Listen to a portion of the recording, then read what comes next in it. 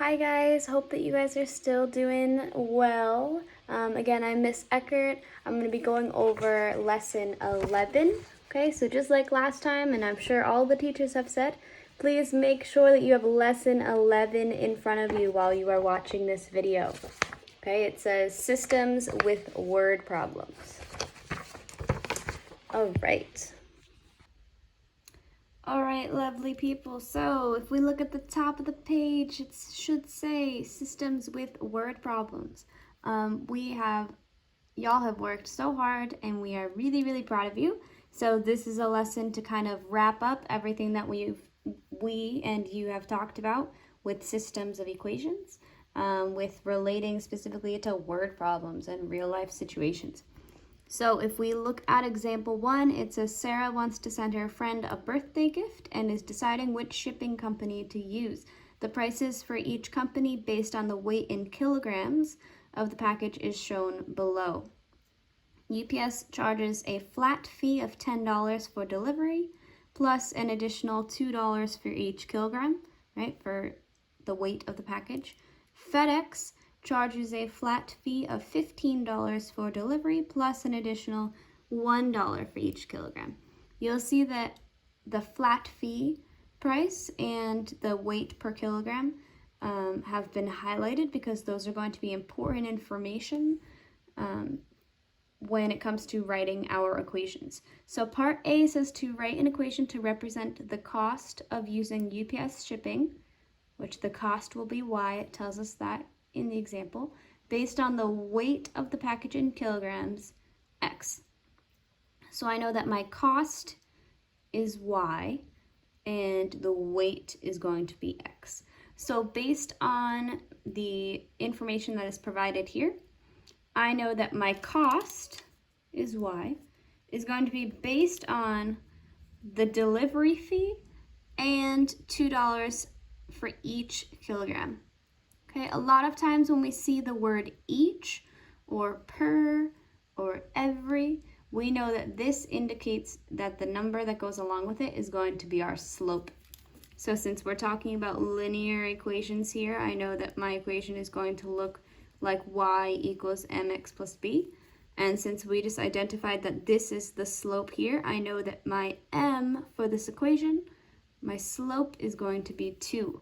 So I have y equals 2x, okay,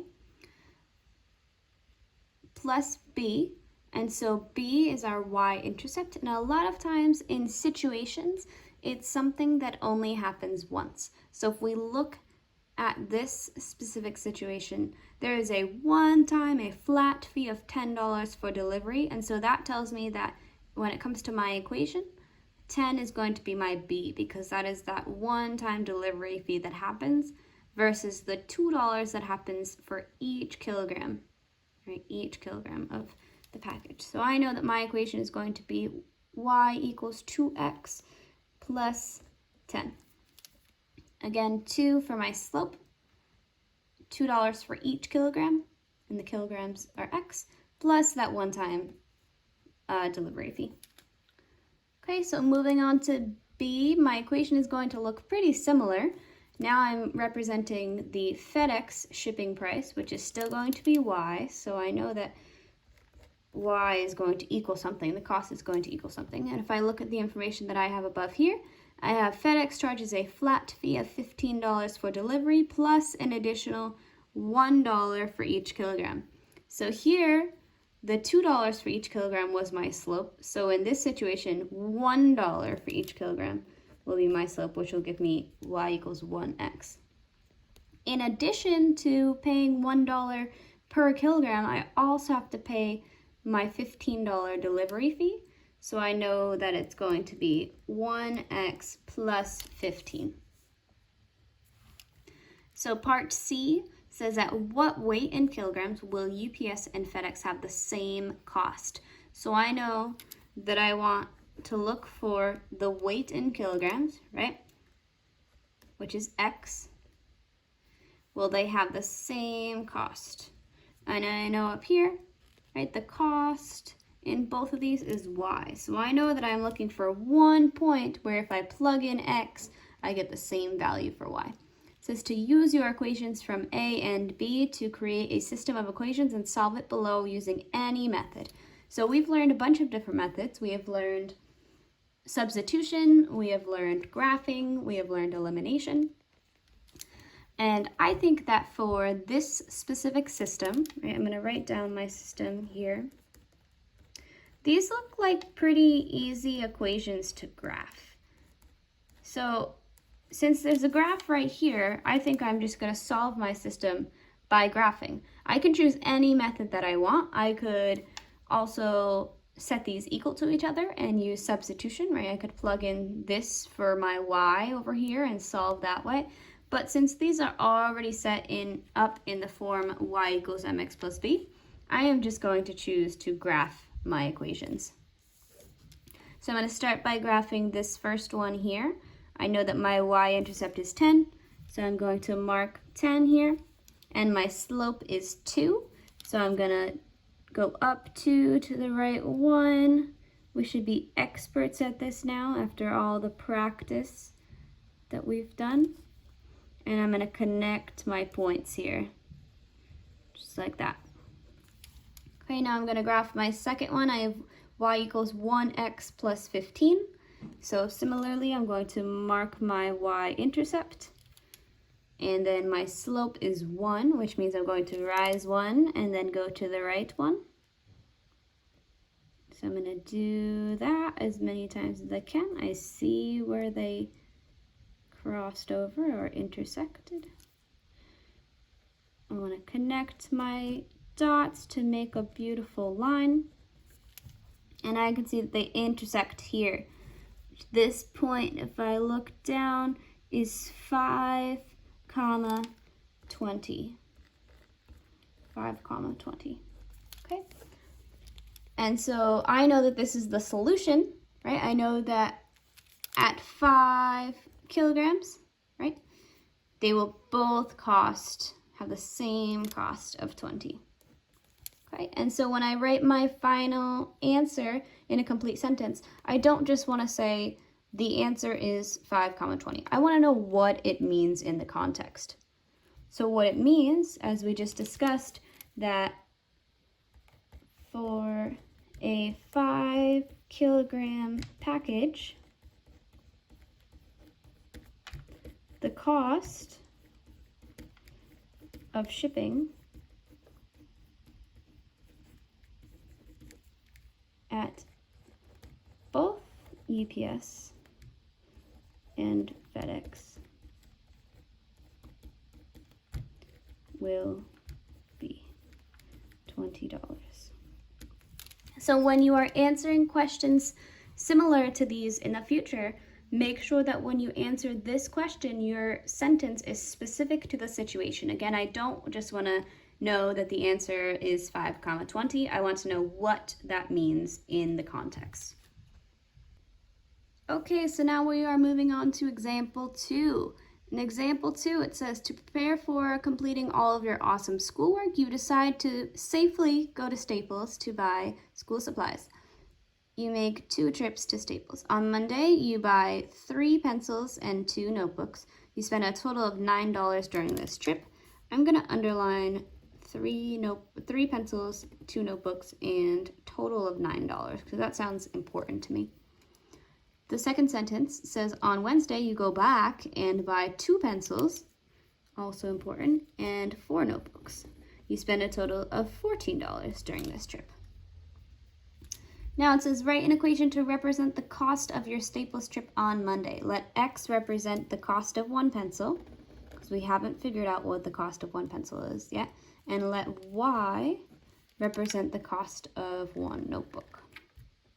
Okay, so I'm looking at the cost on Monday, and if I go back to the sentence about Monday, I know that my total cost was $9. So I don't know what's going to go here yet, but I do know that something is going to equal 9 because my total cost is $9. Going back here, since X is representing the cost of 1 pencil, I know that I bought 3 pencils. So to represent that, I'm going to have 3x because it's 3 pencils at however much the cost is. I also bought, right, and I bought 2 notebooks. And since y is being used to represent the cost of 1 notebook, I know that this right here is going to be 2y. So 3x plus 2y equals 9. Again, 3 notebooks, or 3 costs of 1 notebook, plus 2 times the cost of 1 notebook, 3 times the cost of 1 pencil, plus 2 times the cost of 1 notebook equals a total of $9. Okay, now please try part B based on how we did the equation up here, but you're looking at Wednesday's cost. Okay, so you should have gotten 2x plus 4y equals 14 because there are 2 pencils, and again, the cost of 1 pencil is represented by x, and there are 4 notebooks. The cost of 1 notebook is represented by y, and a total of $14 during this trip. Okay, now just like we did in the last example, we're trying to figure out what x and y are, and in this context, it means what does 1 pencil cost and what does 1 notebook cost. Use your equations from A and B to create a system of equations and solve it below using any method. So first I'm going to start by writing out my equations.